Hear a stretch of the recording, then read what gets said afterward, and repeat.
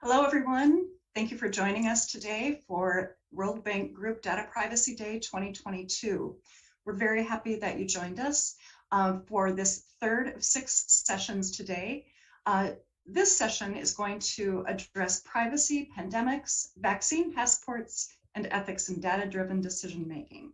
Quite a topic and quite a lot of layers there.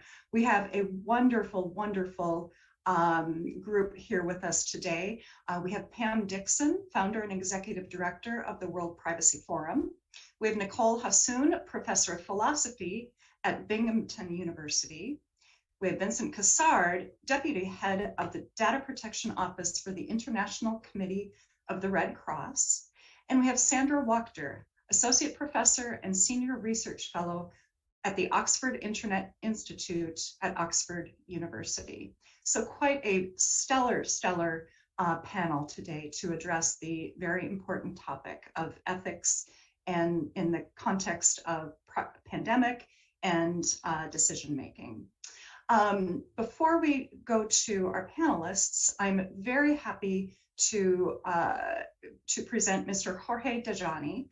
Jorge is the World Bank Group Chief Ethics Officer, and he will deliver opening remarks. When it comes to data privacy, ethics is a core foundational value that underpins each and every specific privacy principle, trend, and development that we discuss today. And I can think of no one more suited to opening this event than Jorge. Jorge, we're thrilled to have you with us. The floor is yours. Thank you, Tammy. It is a pleasure to open this important event, which focuses on privacy and pandemics. This is a topic that is high on the agenda for international corporations and organizations, and it involves important discussions on topics such as personal data on health and vaccination. But it has now extended beyond health, for instance, to monitoring mechanisms of employees during home-based work. So please allow me to share with you a few thoughts on the increasing intersection and interactions between ethics and data privacy. For those of us working in this space, the current global pandemic crisis has really revealed new demands and challenges that we need to address. Organizations are encountering increasing tension between the need to make personal data more reliable and readily accessible, and the need to maintain and protect data integrity to ensure certain types of data that must remain safely guarded. If there's one area where this is especially visible, it is in the field of personal data on health issues and measures to protect citizens from the pandemic. This is a topic that has, of course, also been widely discussed across the World Bank Group, and where both the Data Privacy Office that you lead, Tammy, and the Ethics Department have been very involved. In the realm of data governance and privacy, as you may know, the World Bank Group is guided by its policy on personal data privacy, which became operational on February 2021. And this privacy policy really represents our institutional commitment to build and maintain the trust of our stakeholders and the communities we serve, which is, of course, essential to the fulfillment of our mission and the mandate of the World Bank Group.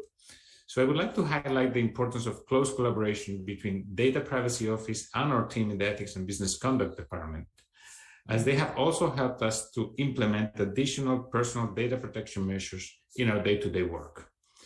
Data privacy is imperative to our business in ethics and compliance. We provide advice and guidance to staff who need our help to assess whether their personal or professional activities are in compliance with our rules. Many ethics offices also deal with investigations of potential misconduct, and needless to say, protecting that confidentiality and the confidentiality of our work is of paramount importance to achieve the necessary trust in the internal accountability mechanisms. So sometimes safeguarding confidentiality and data privacy can clash with increasing demands for accountability and transparency in the area of workplace culture. And against this backdrop, our data privacy policy has proven to be a really solid and key element in safeguarding confidentiality. Access to personal data, in our case, is controlled and strictly restricted on a need-to-know basis, and this is an area where ethics offices cannot compromise. These are just a few examples of how ethics and data privacy can play an increasing role and are playing an increasing role in key matters for society and organizations, and I very much look forward to the discussion that we will have today with our panelists. And once again, thank you very much to you, Tammy, and the Data Privacy Office for very good work that you are undertaking and for inviting us to participate. Over to you, Tammy. Thanks so much, Jorge. And thank you for your partnership on this journey that we started a couple of years ago. I foresee a strengthening of our partnership as we go forward and really want to thank you for that. And thank you for being here today. Really appreciate it. So let's dive in. I would love to invite our panelists to provide opening remarks. Pam, let's start with you. Over to you. Well, thank you so much. Thank you for your kind invitation to, mute myself, there we go. Thank you for your kind invitation to be here with you today. It's absolutely my pleasure. So International Data Privacy Day is a perfect opportunity to reflect on what privacy means to individuals, to groups of people, and also in our lives as an interconnected now planet and interconnected societies. We are a planet and groups of people now that are increasingly digitized, which has numerous both benefits and risks. Systems of governance, both of people and information, that were created in a world that was largely analog, for example, paper systems or in-person systems. That world has become, that governance for that world has become less effective in a digitized world. And it is our job to really work together to find ways to create protections and benefits that mitigate the risks of digitalization and increased connectivity. We can see so many really wonderful examples. For example, we see the health data sector, once on paper and once requiring in-person visits. Now we have telemedicine and electronic health records. Each has their own risk. Each has their own benefit, and it's our work here, all of us here today, to ensure that as we transition to a digitalized world, that we keep what's good and mitigate the rest of that. So I look forward to charting a new course forward with all of you as we protect democratic values and values that we cherish as people. Thank you. Thank you so much, Pam. Nicole, over to you. Yeah, thanks so much for the invitation to talk. Most of my work is focused on equity in the global pandemic. We've failed as a global community to ensure equitable access to essential health technologies, and therefore we're prolonging the pandemic. About 70% of those in rich countries have received a vaccine, and yet less than 10% of those in most poor countries have been vaccinated. At the same time, many countries have implemented immunity passport or vaccine mandate systems to protect public health. But these policies often threaten individuals' basic human rights, for instance, rights to freedom of movement, work, education, and privacy. Passport and mandate systems differ in terms of the populations targeted, the activity limitations they involve, data collection and monitoring, their persistence and evolution over time. Partly because immunity passports may exacerbate inequality and increase the risks of scrutiny and discrimination against members of marginalized communities, they raise pressing questions of equity or justice. Who should be allowed to make what rules, on what conditions, and for what ends, given what risks, and what should the rules say? To decide if immunity passports or other health-based data collection initiatives are ethical, I think it's important to get clear on what objectives they can legitimately help us achieve, whether they will actually achieve those objectives, whether any ethical problems remain if they do, and whether there are better ways of securing the benefits without the ethical costs, or of limiting the costs and expanding access to the benefits they provide. To limit risks to privacy in particular, I think companies and governments should, for instance, only have as much data as they need to achieve ethically justified ends. They should be prevented from sharing data with others unless doing so is necessary to achieve those ends, and then required to delete the data. Data promises to help transform the world in incredible ways. We should harness data for good, but at the same time, we must protect individuals' basic human rights in the process. Thanks very much. Appreciate that. Vincent, over to you.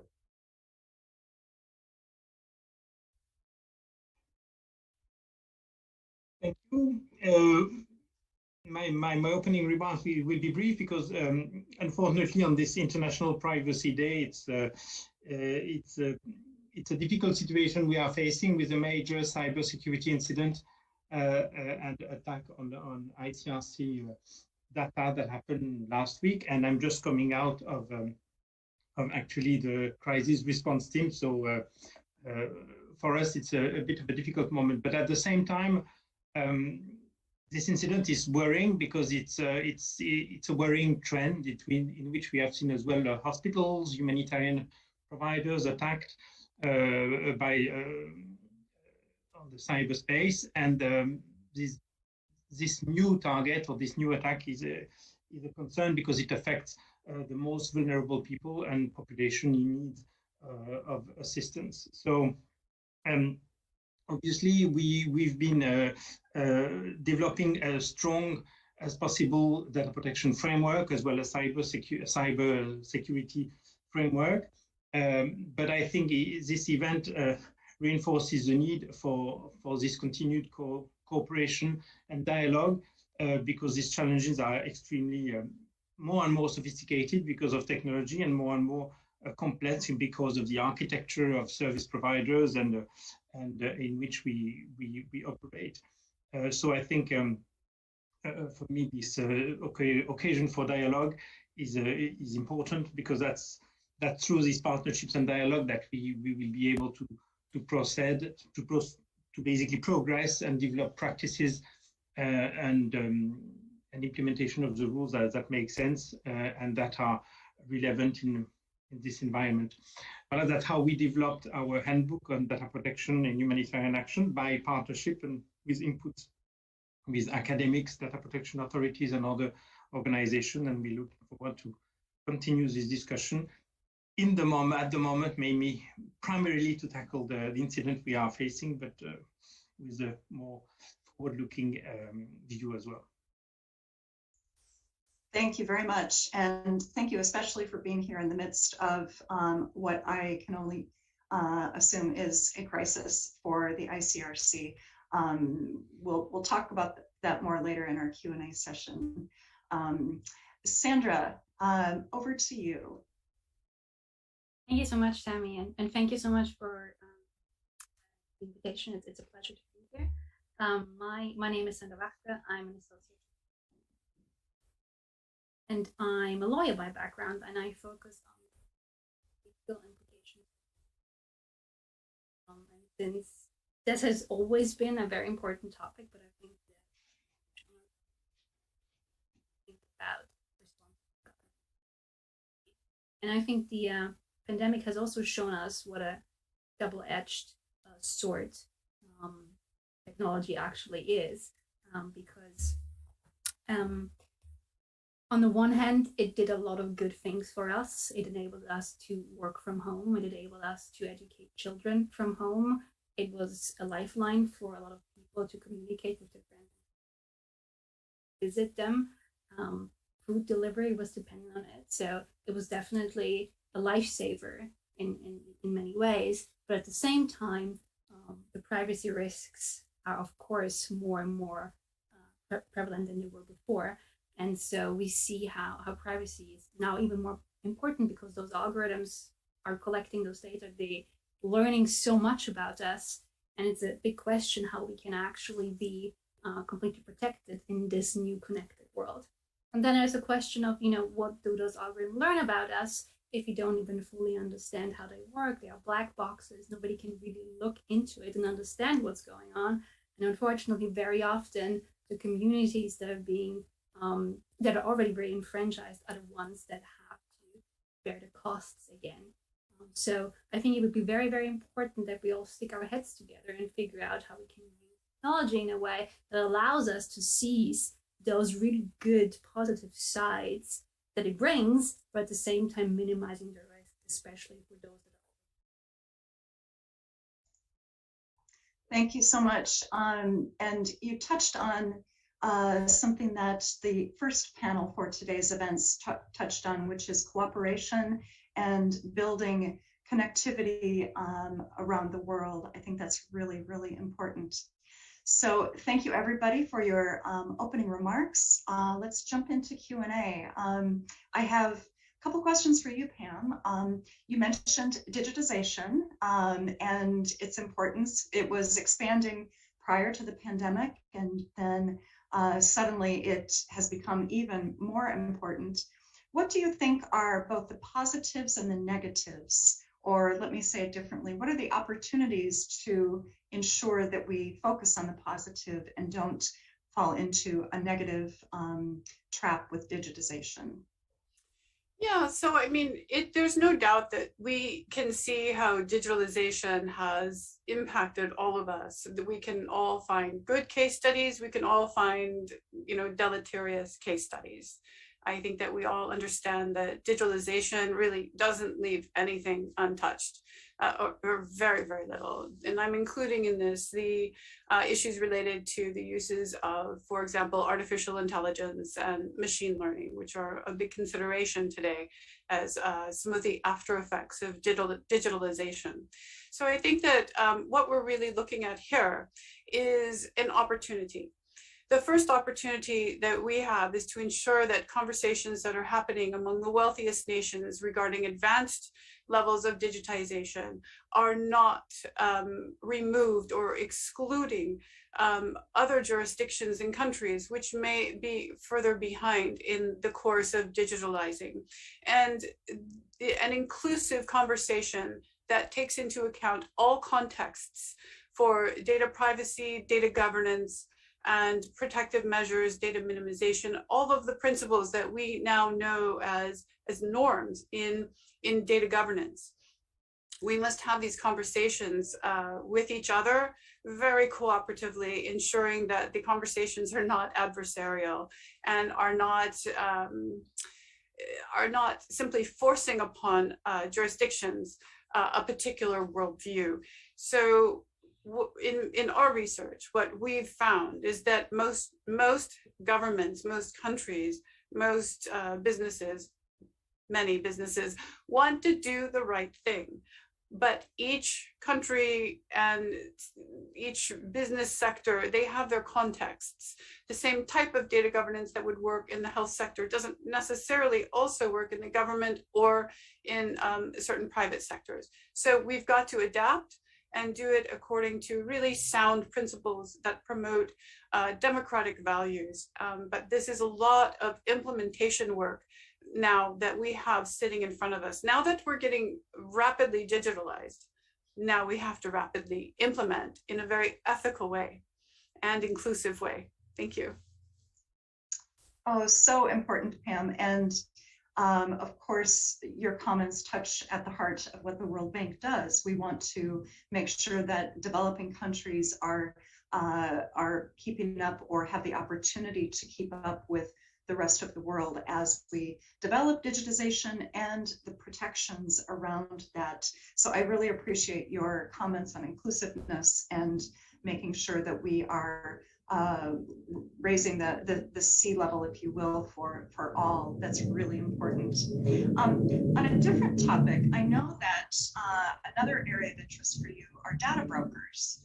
Can you just give a quick description of what a data broker is and the impact that these are having on society?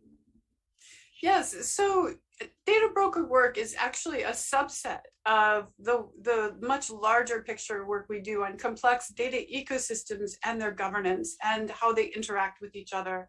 So we have to be very careful when we talk about data brokers in a global context. So let me just contextualize this just a wee bit, because data brokers are a uniquely US, and it's a really unique US problem. It's a really big problem, and it is spreading to other jurisdictions. But let me provide a little more context. So first, interconnected, complex data ecosystems are really the norm that we're moving into. Data brokers work with these ecosystems, but in patches. A more important stakeholder actually is the national statistical offices in almost all jurisdictions.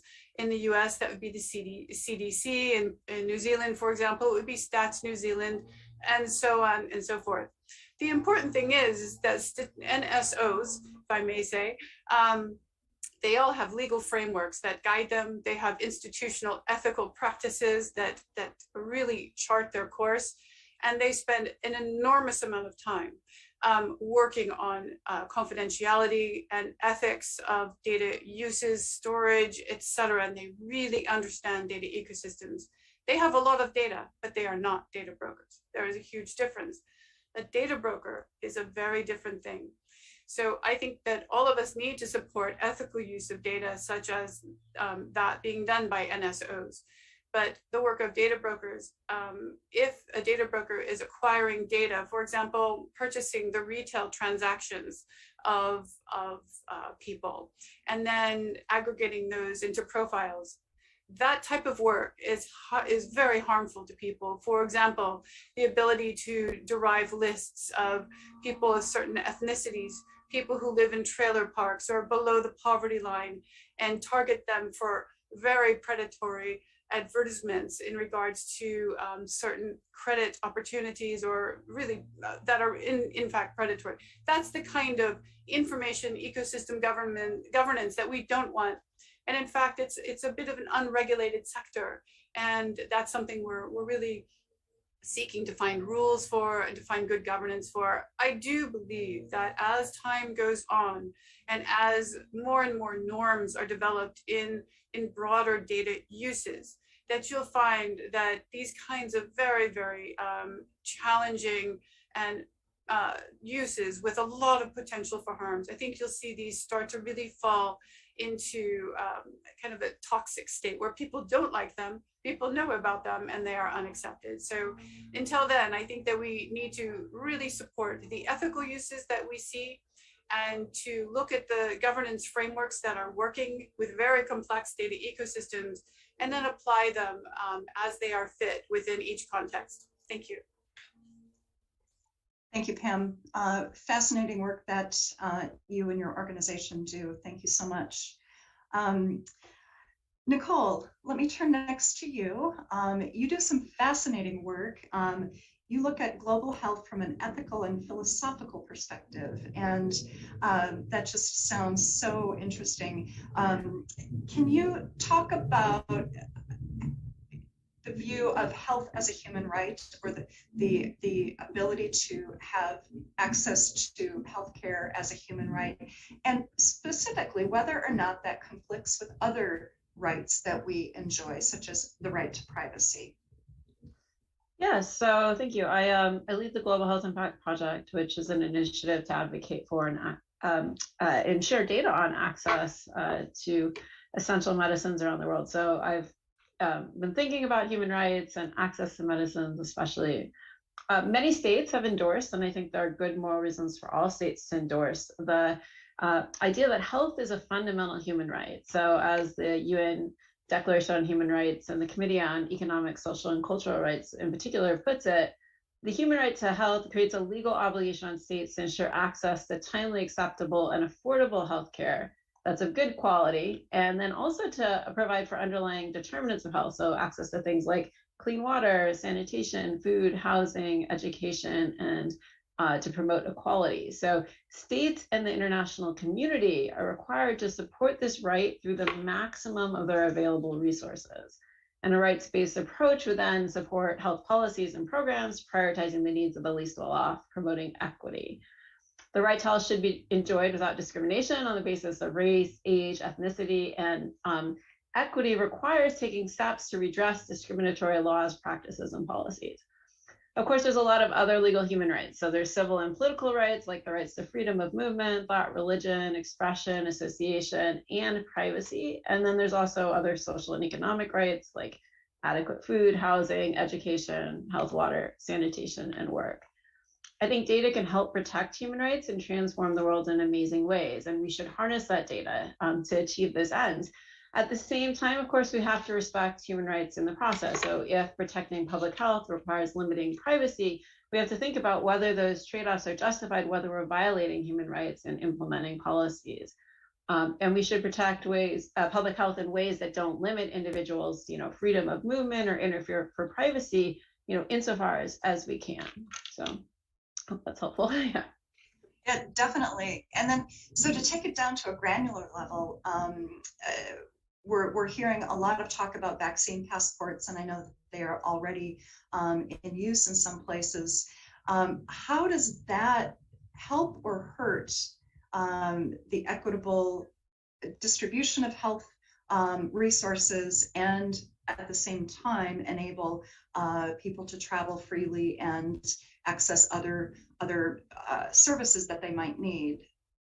Yeah, I mean, I think it can be an impediment for people to access services if they need to show proof of vaccination. I think when we're thinking about whether, data collection initiatives are justified, including things that might be based on them, like immunity passports, we need to think about the aims that we're hoping to achieve with that, right? Are we trying to use these to encourage people to get vaccinated, to limit disease transmission, to save lives while encouraging economic activity, or something else? I think some of the justifications for different passport systems are stronger than others. I could talk about that if you want, but basically, whatever benefits we can gain with immunity passport systems shouldn't be achievable with less restrictive or otherwise problematic policies. So a strong justification wouldn't would maybe allow for certain kinds of immunity passport systems in different contexts, right? It's a different thing to put in a passport system to protect an inadequately vaccinated population in a nursing home, for instance, than to keep people from going to school or work, even if they couldn't get vaccinated for health reasons, right? So we need to take into account make exceptions in these passport systems to ensure they're ethical. I think it's also important to pay a lot of attention to what the private sector is doing, in part because businesses face intense competitive pressure to implement passports if they're allowed. Companies also can have strong financial incentives in gathering data and getting especially electronic passport systems in place. So we've seen a lot of lobbying that I think is questionable. One thing I'd point out is immunity passports will inherit the inequity in vaccine distribution. So some people, if they can't get the vaccine for health reasons or because it's not available where they live, then may face increased risks of being unable to access other health other services, and that can be sometimes really important. There's also structural inequalities that affect whether people get sick, so who gets exposed, who gets tested, who isolates, that affect whose data gets collected and monitored. And so we have some risk of discrimination and heightened scrutiny of members of marginalized communities when we implement passport systems. So I think it's important to try to reduce the burdens and the risks and ensure the benefits and costs of these passport systems are distributed as fairly as possible. If you have rich countries implementing passports that restrict travel from poorer nations, then can we compensate by offering vaccines? Are there benefits to people in those locations? And of course, we need to think about the consequences of the restrictions on travel in terms of tourism as well, and whether immunity passports might increase travel and increase economic activity. So it's a complicated equation. As we work to implement the passports, when we ensure there's exceptions, people to access really important things that they have human rights to. We should also think about the data security issues and the privacy issues. So requiring data not be shared or distributed in ways that aren't necessary for us to implement a justified passport system, to make them as safe and as effective as possible, to minimize the data collection and require that data be deleted when it's no longer utilized. And then maybe focusing on the idea of consent and trying to anonymize data insofar as possible could be really important. So there's more to say about that. Hopefully we'll have a chance to say more later, but I'll stop. Thank you. Oh, indeed, a very, very complex topic, and something that seems like a potential solution, but has so many different layers. So it's, as many things are, it's in the details, isn't it, of how these are implemented. So thank you for that. Vincent, let's turn to you next. Again, my heart goes out to you. I know that data breach is not a pleasant thing to go through. I also know that your organization is on the forefront of having a very robust data protection regime in place at the ICRC. I'd like to talk about that, but let's talk about it in the context of what you're experiencing right now. Can you give the audience just a brief summary of what has happened? And then if you could talk about where you are in the process, because it is a process when you are addressing a data breach. Thank you, Tammy, and thank you for your kind words. In fact, for briefly, for those who might be unaware, personal data and information of over 500,000 people have been breached in a highly sophisticated cyber attack last week. And in fact, this data included was mainly concerning people separated from their family for reasons of conflict, migration, or natural disaster, or missing persons and their families. And this data is actually coming from all the Red Cross, Red Crescent network, meaning the national societies, so the Red Cross and Red Crescent around the world. So it's a partnership where basically, obviously, we're working together to connect these families and find these missing people. And that's this data that was targeted. So the primary concern is obviously on the risk for these individuals. We're talking about population that is usually or largely quite vulnerable, that could be at risk of marginalization or discrimination or persecution, depending on the context. And it's spread across large numbers of countries around the world.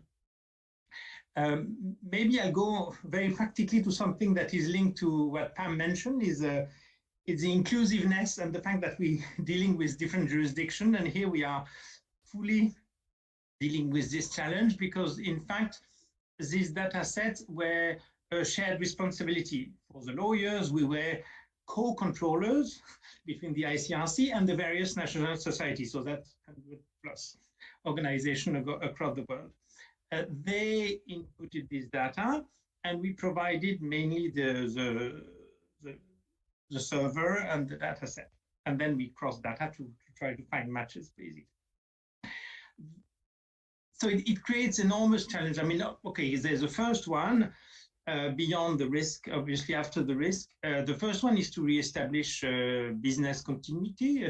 For us, it's not really business, but the continuity of service, and to bring back alternative systems that can provide service as fast as possible, because the server was taken offline. This, I think, it's more traditional data protection by design in kind of emergency mode situation where we try to develop system with a very, very careful eye on security and data protection. But the main challenge, just to share my first impression, has been how to deal with these different jurisdictions and systems, because de facto data is from 50+ countries worldwide. And we are in close contact with these national societies, so Red Cross and Red Crescent, to implement, to first, in the first phase, there was an obligation to notify their respective national data protection authorities when it was the case, not everywhere, but largely. In a way that was a bit of a challenge because of the content of the information, but we managed. But the real challenge is, what do we do with individuals? Because obviously we have an obligation to notify the data subjects, the individuals, to inform them, and to inform them of the measure we have taken. And doing this with this number of with this population is extremely challenging. There's an access issue. These people can be on the move or can have changed countries. There's language barriers. They can be, for example, in the UK, but they don't speak English because they are migrants that just arrived. But mainly, we realized that it was very difficult in some contexts because of the political or the environment. I mean, an incident like this is perceived and very differently in a country that is possibly at war or in a violent situation of violence. And there, how do you basically this right of individuals to be informed and is difficult to implement, and then how do you do it without just creating anxiety? How do you do it when your partner tell you if I do it, I will create havoc, because this will be immediately perceived as a threat, as a political element. So it's really difficult to implement this basic data protection right or privacy right for individual. And that's a challenge, because from my experience, what has always been a challenge is to go the extra mile. We usually have very strong privacy and ethical principles. We share them with partners, we share them with donors, but having that, making that a reality on the field in situations where the legal framework is not that strong, where communication is complex, has always been a challenge, and that's really a priority.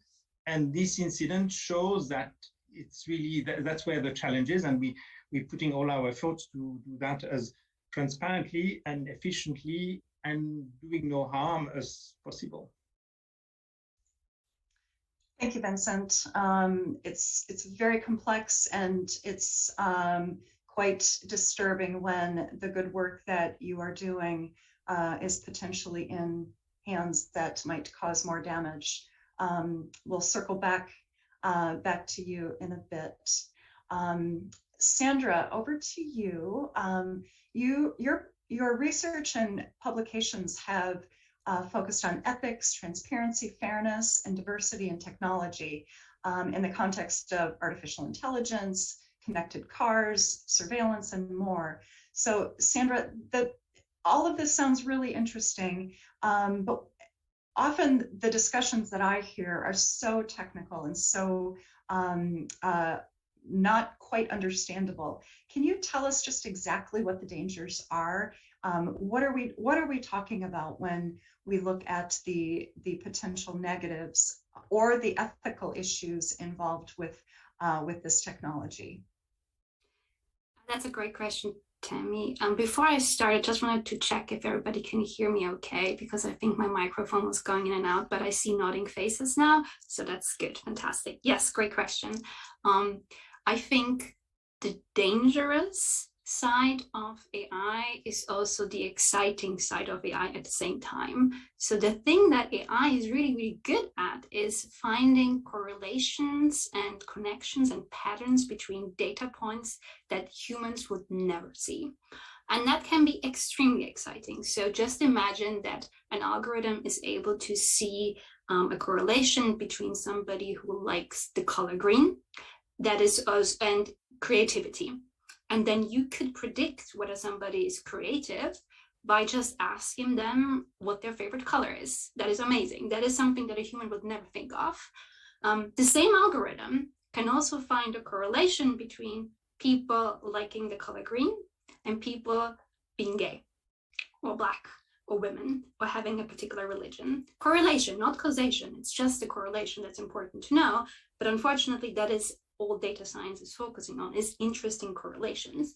So you can use it for something very interesting and predicting something very harmless, as if somebody's creative, but you can use it for something more dangerous as well. If you know a correlation between liking a specific color and sexual orientation, then you can use it as a proxy to harm people. So we call that masking, where you just use certain criteria, and without people being aware, they might actually face discrimination. So if you're asked during a job interview, what's your favorite color? You might never think that this could be an indication that people now know or have a good estimation of what your sexual orientation is. So this is the malicious part of the site. But because there is such a unintuitive connection, even the developers might not even know that there's a correlation. So there's not only the risk that those with bad intentions do that, it might actually just happen unintentionally because we don't know that those correlations actually exist. And that is really something that we have to be aware of, that it can just lead to a worsening of the inequalities that we already have. We have only historical data. We don't have future data. We only have the data of the past. The data that we collect are tainted with the injustices and the unfairness of the world. So when you collect data on hiring patterns or who got a loan in the past or who was admitted to university, it will always reflect that inequality. So that's something that the algorithm will inherit and transport into the future, but unfortunately, in a much more complex and unintuitive way than normal discrimination. Wow, I love how you frame that in the positive, or it can be an opportunity. I really like that. But then we also have to be aware of the fact that this historical data can be carried forward and continue to inflict discrimination and biases. Very important area to watch. I'd like to shift a bit and just ask each of you just real briefly, if you sense now in the pandemic or in today's world, do you sense a shift in how individuals are viewing personal data and the uses of personal data? Is there anything that you've seen or heard or sense? Pam, I see you nodding your head. Yes, I would definitely like to respond to that, but also saying I really appreciated all of the comments, and I agree very much with what has been said today. Very, very astute. So I think two things bear mentioning. One is, we're really seeing anew the role that identity ecosystems are playing in the pandemic. Identity ecosystems have always been the key to complex data flows. And what we're seeing now is that many vaccine credentialing, pandemic credentialing, et cetera, situations are being linked to a person's identity. We have to remember that in wealthy countries, there may be a very mature identity ecosystem where getting an identity is easy.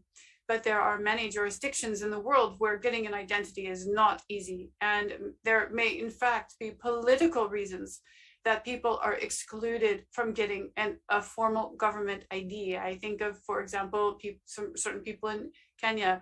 There are people who are left out in Uganda, despite many, many efforts to bring them into the identity ecosystem for services. So I think that we've got to be very aware that identity should not be taken for granted. We need to protect it and ensure it is not used for negative purposes. And we need to be very careful with how we treat people's autonomy.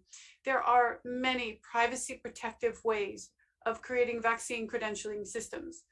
And we are seeing that that is not always being utilized as the case. And then the second group of people, or the second situation I'd like to mention, are people who are victims of crime. And this is something we've seen particularly in the global north, but it is also occurring in other jurisdictions. So people who are victims of crime, particularly domestic violence situations, are finding that the privacy regulations that have been waived or lifted due to the global health crisis, that has enabled some very serious problems to take place where information is being shared that would otherwise not have been shared across a number of ecosystems.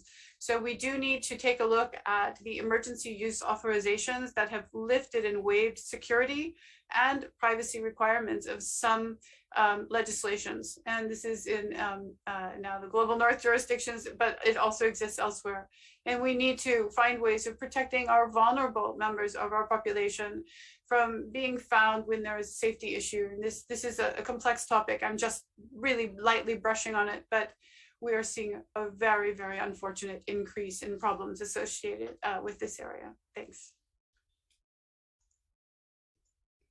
Thanks for that. And indeed, the work that the World Bank does is seeing some of the same things in other impacting from other areas, including identity.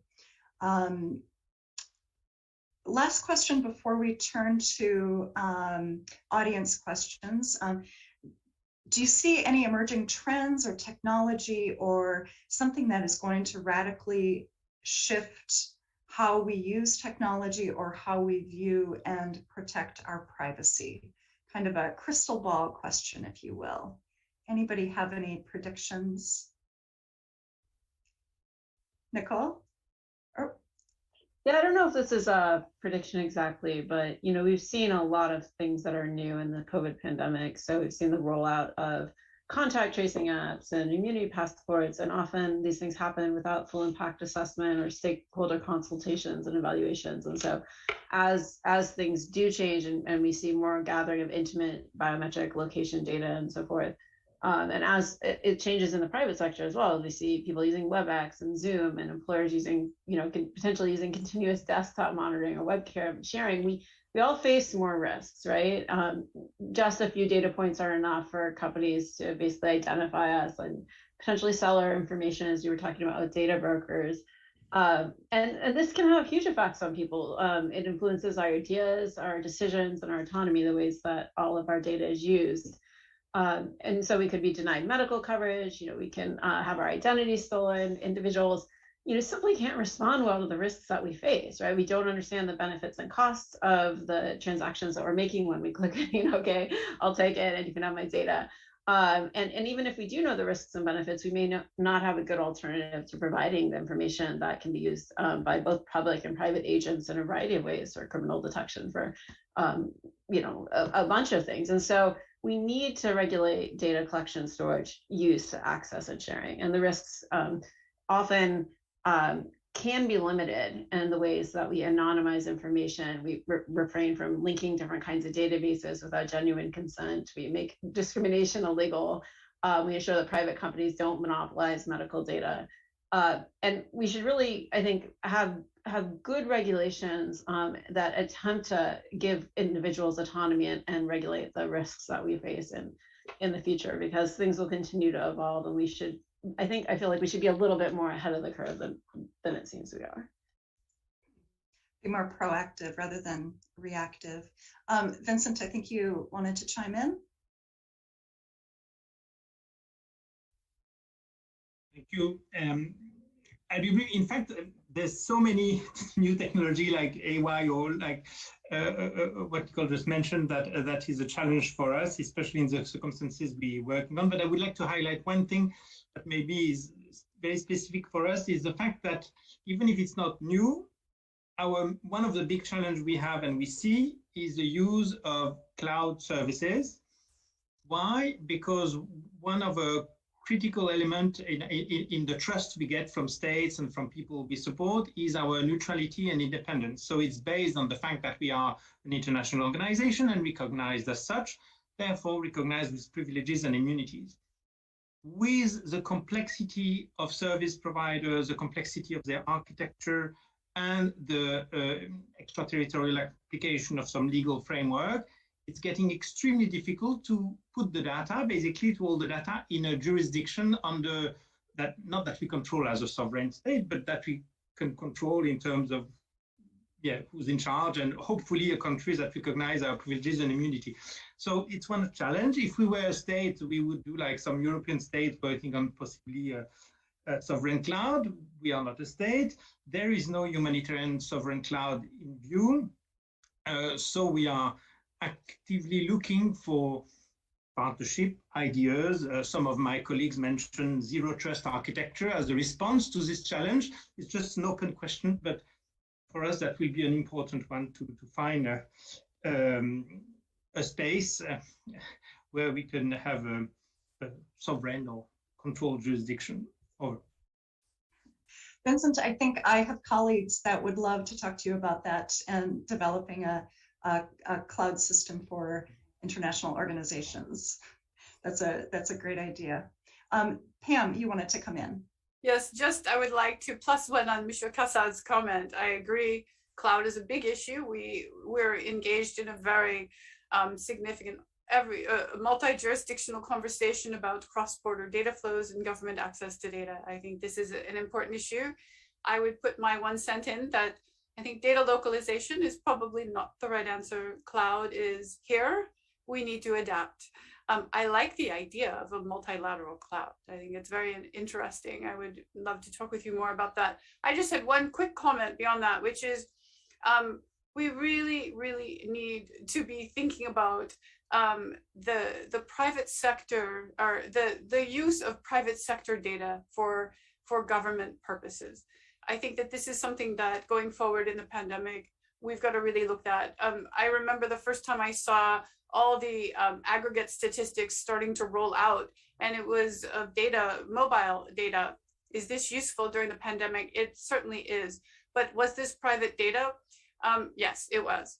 Is it in the aggregate? Yes. But what are the rules, you know, after the pandemic? So we need to think forward very quickly about private sector use of this kind of data, particularly for health purposes, but for other purposes as well. Thanks.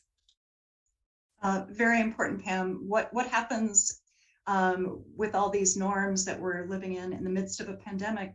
Is there an end date, and how do we know when we can go back? That's the question. Fascinating. Right. Yep. The question. Yeah. Sandra, you wanted to jump in. Yes, thank you. Yeah, I think one of the biggest challenges is really to engage with as many people as possible, because I think we're still not fully aware of the privacy risks that we're actually facing. We just think that we just, you know, consent to a privacy notice, and what's the big risk? They know my email address now, they know my name. What's the worst that could happen? And I think more awareness needs to be built around the fact that algorithms can learn everything about you. Like the clicks on Facebook tell us, you know, your gender, your ethnicity, your religion. Amazon can infer whether you're sick or not, or whether you have mental health issues. Your search history, for example, can reveal if you have Parkinson's disease, and all of that runs in the background. So you don't need to know about this. And that's a big, big difference. Algorithms run in the back. They discriminate behind your back. They learn so many things about you without you being aware. And they shape your reality, because who you are, who you love, who you worship shapes what prices you pay, what mortgages you get, whether you get admitted to university. But you are not aware that the algorithm learned all those intimate details about you and based their decision on it, right? And the law usually is very good at anticipating risks such as discrimination. And non-discrimination law, for example, has developed a complaint-based system, which is, you know, based on the idea of injustice in terms of comparison. I see that somebody's getting a higher price. I see somebody's being promoted over my head.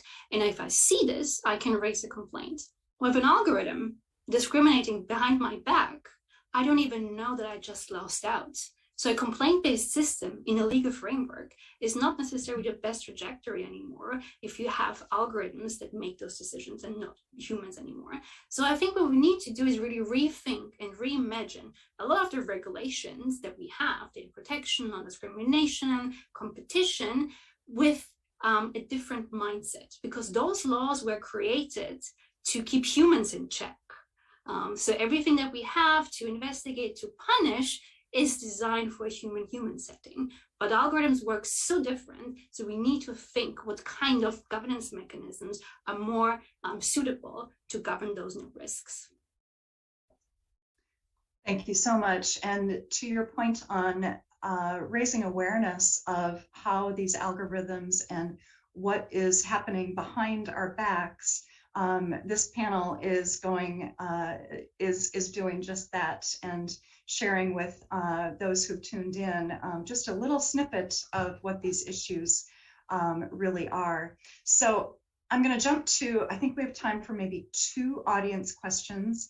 I'm going to take first, Irene asks, how do countries that do not have well-established data protection authorities hold tech companies accountable? I'm going to expand that a little bit beyond tech companies. Just how do developing countries rein in the big guys, Google, Amazon, who are obviously operating in those countries?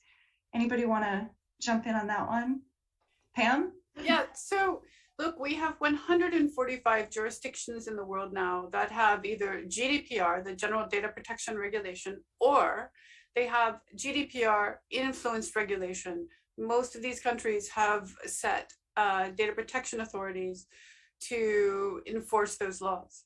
But here's the deal. There's law on the books and there's law on the ground. in some jurisdictions without strong data protection authorities, there are still good governance norms. You don't have to have GDPR to have good governance. However, that being said, I do think that jurisdictions without data governance and data ecosystem governance, most of them that I am aware of are either looking at it, are drafting it, have laid it on the table at a parliament. You know, I do think that this is something that is sweeping the world very, very routinely. If you look across the jurisdictions beginning in the 1970s, you really see an extraordinary increase, particularly in the global south in regards to the passing of regulation. But that is not the only answer. We also have to have effective implementation of this. And we've got to look at the government sector implementation and how the government sector is using data. We also have to look at how the private sector is using data. We have to look at both and their interactions, because when you really think about the worst data harms in all of history, what you see is that we've got to hold the government sector responsible for how they're using identity ecosystems, whether they're using data they have about their citizens to exclude them politically or ethnically or religiously or in other ways, etc. So we've got to look as a whole of government system, not just pick out certain pieces. This is really important to be comprehensive and to really cover everything and have good enforcement and redress opportunities. Thank you very much, Pam. Anybody else want to jump in? I can go to the next question. Nicole? I can add just a little bit, which isn't an answer. I mean, obviously, I think, you know, country level and international regulation is important, but there are cases in which, you know, the governance failures don't have a lot to do with the data per se. So immunity passports, for instance, have been implemented in ways that prevent people even from going to see a doctor without a vaccine, right? So in some countries, the harms are coming from other kinds of policies, and these are contentious in rich countries as well as poor countries. So you see vaccine mandates being debated in the United States and the Supreme Court wing, and in France, huge protests and so on. And so to manage these risks, I think we don't just need technical solutions, right? Like decentralized storage and blockchain technology and so, but they don't generally solve the fundamental problems that we need to address, which are how do we govern this, you know, in a way that is not only democratic, but is going to ensure that the technology is used for good. So the data is used to achieve a good end. And I think ultimately the legislation should aim to do that. There are great uses for technology, ways that, you know, we can save a lot of lives with better data, but there's also the profit motive, and that motive doesn't necessarily line up with what's good. So regulating, you know, industry as well as, you know, paying attention to how the government itself is using the data is, I think, really important. I would just add just a hair onto that, which is we need to really fully, squarely face the issue of what we've derogated and exempted for emergencies. We need to rethink that, because a lot of the issues that Dr. Hassoun just mentioned are there because the laws were derogated for national and international health emergencies. So they were lifted. So I think that the pandemic has shown us we must address these issues and find a way to regulate within emergencies and not just throw up our hands and say, okay, let's just let anything go, and then we'll deal with it after the emergency. Well, this emergency has not been 3 days, nor 3 weeks, nor 3 months. As we all know, we're now going on 3 years. This creates social norms and patterns and habits, and it creates infrastructures. So we must be very cautious. Thank you so much. We are coming to the end of the hour. This has been such a rich discussion. I would love to continue. I know that we could fill many, many more hours. I'd love to thank the audience for their participation.